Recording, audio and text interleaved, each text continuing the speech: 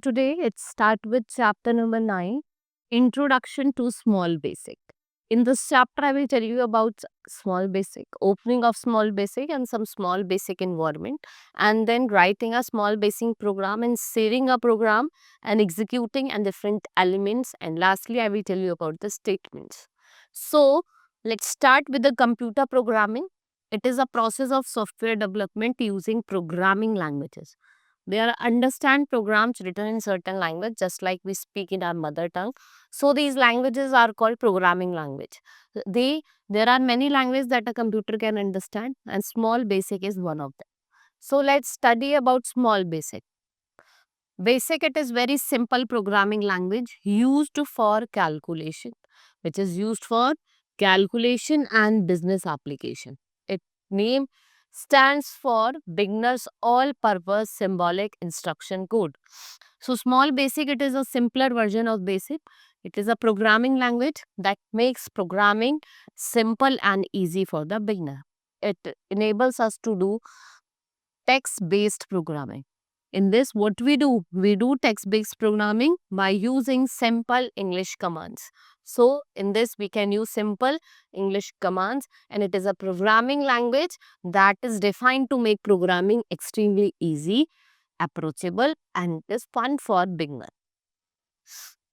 Now we have small basic program. It consists of bunch of statement. In this we have bunch of statement, and every line of the program represent a statement, and every statement is an instruction. Every statement that is given, it is an instruction for our computer. So when we ask the computer to execute small basic program, it takes a program. It reads the first statements. What it's do? It's read the statement and it understand what are trying to say, and then executes our instruction. Once it's done executing our first statement, it's come back to the program and reads to execute the second line. So it continues to do so until it reaches to the end of the program. That is why when our program finishes, right? Now let's study with the features of small basic. We have easy to use and it is integrative development environment. It consists of just 14 keywords. We have 14 keywords and response to mouse and keyboard icons. Then button and text button control and full array of mathematical string handling and graphic functions. Next is can easily work arrows, unique color for each type of code. For each and every code, we have different unique colors. Then sequential file support is there and easy to share program with publish and import buttons, right? Graduate to Visual Basic, right? Now let's study with the opening of a small basic. So in this, what you will do, you will click on the search button and then a space search appears, a small basic in the search bar. You will click and you will see a window like this of small basic. Right, this is a window you can see over here. This is your title bar. This is a toolbar. In this we have open, save, new, save as option, and this is the help area. It's an help area you can see, right? And this is your surface area. What we call it? We call it surface area. So let's study about them in detail. What is title bar? It contains the name of program. Whatever is the name of a program, it will be written in the title, right? Then we have toolbar. It contains some commands that helps us in creating, saving, and your opening and executing small basic. Now we have editor. This is the area where we write program code to of small basic, right? When we open a save program, it will show up in this editor. So we can then modify it, save it for the later use. We can also open and work with more than one program at a time. Next is help area. What is help area? This area displays the tips and hints while we are writing the program code in the editor window. Next is surface. This is an open area where we can move, organize our editor window for each small basic program. Now we have writing a small basic program. So for that you will click inside the editor window. Observe that line number 1 is already indicated. You will start typing the program at this point, and while typing the program code, when you are typing the program code, then a pop-up window will appear which is called IntelliSense. So it contains list of commands that we can use. We can select that appropriate command by navigating through the list with the help of us up and down arrow key. And then press enter key to insert the highlighted command in the program. Now you can see this is a small. After typing a code on line 1, press enter. When you have written first code, you will press enter. The line number gets increment to second. And then you will write second. Like this, you will do enter and it will be going to next class. Now result to write small basic program. What different result that we get? All commands and keywords must be spelled correctly. For example, if we type text win instead of text window, an error will occur. So, keywords and variables, they are case sensitive, right? That means if we write line or line, they are considered to be same, right? So, small basic ignores any white space such as blank. What it do, it ignores the spaces or any blank space, it will ignore, but it's advisable to use spaces as they enhance the readability. Use apostrophe, it is a prefix for commands.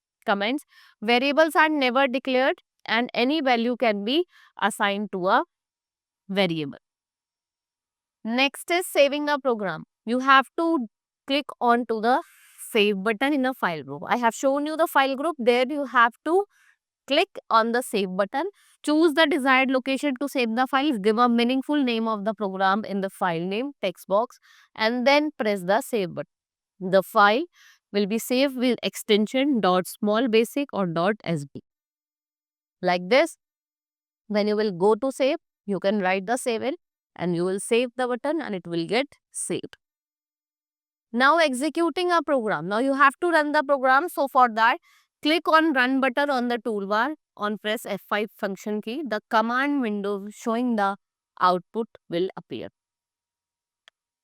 Then elements. Let's study about the different elements. We have variable, operators and expression, keywords and comments. First is variable. It is used to store different kinds of information such as text or a number in the computer memory. When we store a value or information in the variable, so what we do, we overwrite previous information stored in it. It can contain different values at different points in time. So we use, for example, number is equals to 9, fruit is equals to mango. So like these are the variables that we have here. So the following program will only calculate 2 plus 2. So window A, here it is written A is equals to text window read a number. Then B is equals to read number, text window A plus B is equals to or A plus B.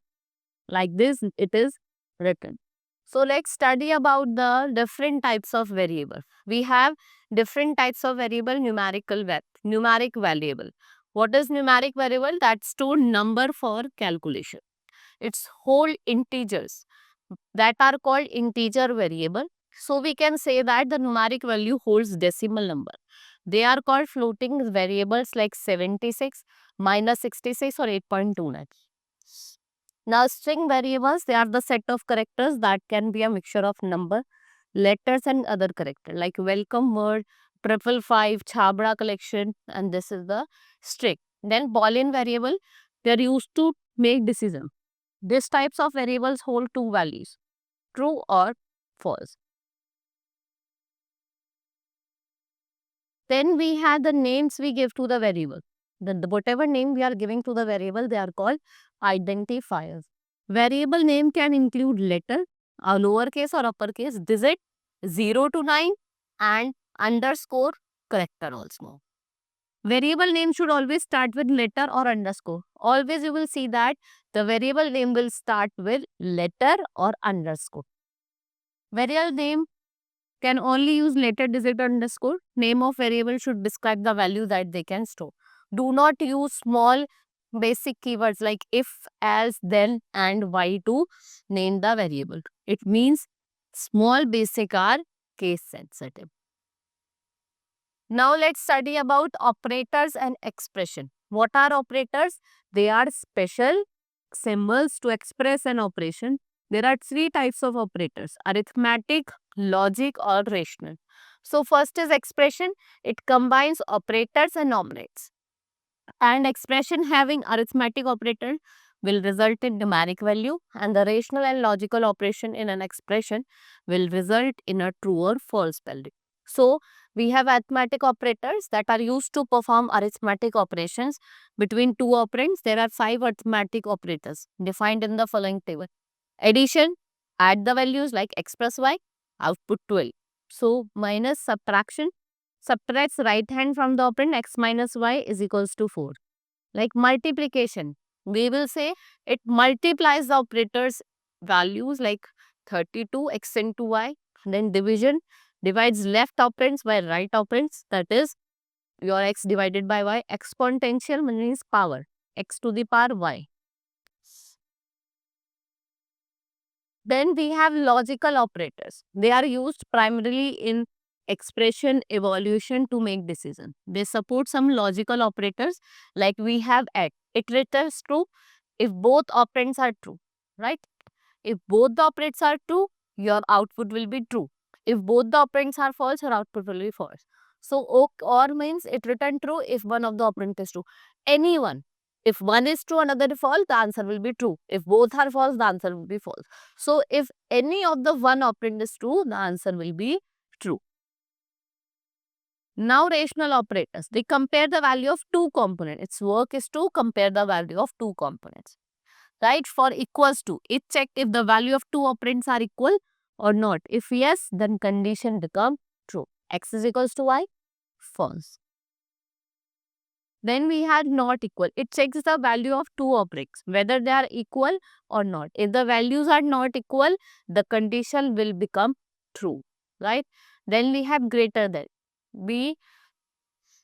It checks if the value of left operand is greater than the value of right operand. If yes, then condition become true. If false, the condition will not be true. Less than, it checks the value of left operands is less than the value of right operands. If yes, the answer will become true. If it is not, then there will be false. Then greater or equal to, whether it's check its left operand is greater or equals to right operand. If it is, then it will be true. If it will not be there, then answer will be false. Now less than and equal to. If left operand is less than or equals to right operand. Now we have keyword. What are keywords? They are reserved words which cannot be used as variable. They are predefined by software developer for specific purpose. Some of the keywords are for if, else, else if, and if, for, sub, to ends up, and while, then, go to. Then we have comments. Let's study about comments. In the computer programming, the comment statement is used to provide an explanation, right, about the code. The same or any other to understand or modify the code in the future, so that the programmer can change the code in the future. So in a small basic, apostrophe is used in the as the comment symbol, and anything written after the comment symbol will be ignored by the compiler when we run the program. Like for example, it calculates the average marks of the entire class. So then we can also place a comment on the same line of the statement, like roll number 18 class, roll number of the student, right? Then we have statement.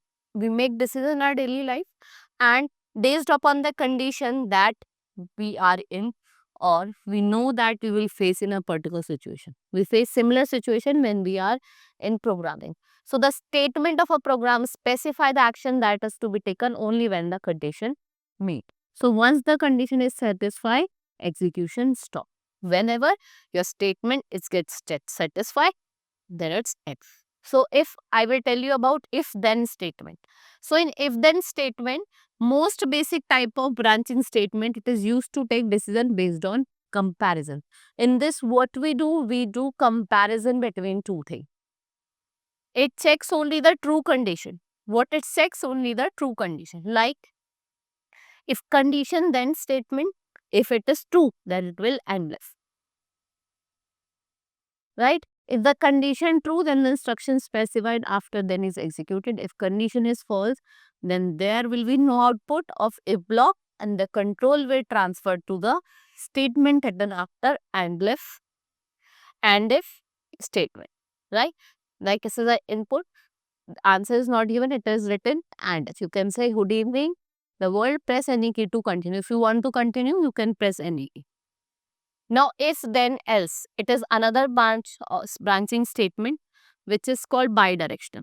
I mean, two ways decision making statement. In this condition given after if is true, the statement specified after then are executed. But if the condition is false, the statement following else will be get executed.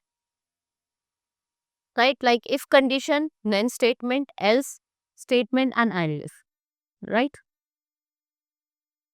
Next is if, else, if, ladder. If we want to check multiple conditions, there are many multiple condition are given and you have to check it. Then else statement, if else ladder provides a compact way to make multiple tests on condition. So in an if else ladder, statement inside an else block, whatever the statement is there in else block, they are executed only when all the conditions that come before it in the ladder are false. So when any condition is true, the statement associated with that condition are executed and the program moves to the first statement after and if. Right? This is all. Like this, the output is given if temp 5 and left 15 and left 25. So what is the current temperature? In degrees Celsius 23 and it is warm. So if you will press any key, it will get continue. Now go to. It is a statement can jump anywhere. The statement, it will jump anywhere in the labeled place in the program and the label is written with the column such as start. So in the following example, the program checks input text and if it is y or n, then it shows true or false. Otherwise, the input text is checked again with go to statement in line 10. Like this, you can say else, then go to start. Like this, the program is written start, then 1 plus 1 is equals to 2, yes or no, answer y, then answer n, then and else, and then go to start and end left. Now this was all about the small basic. Hope you understood. Now we will meet in the next class. Thank you.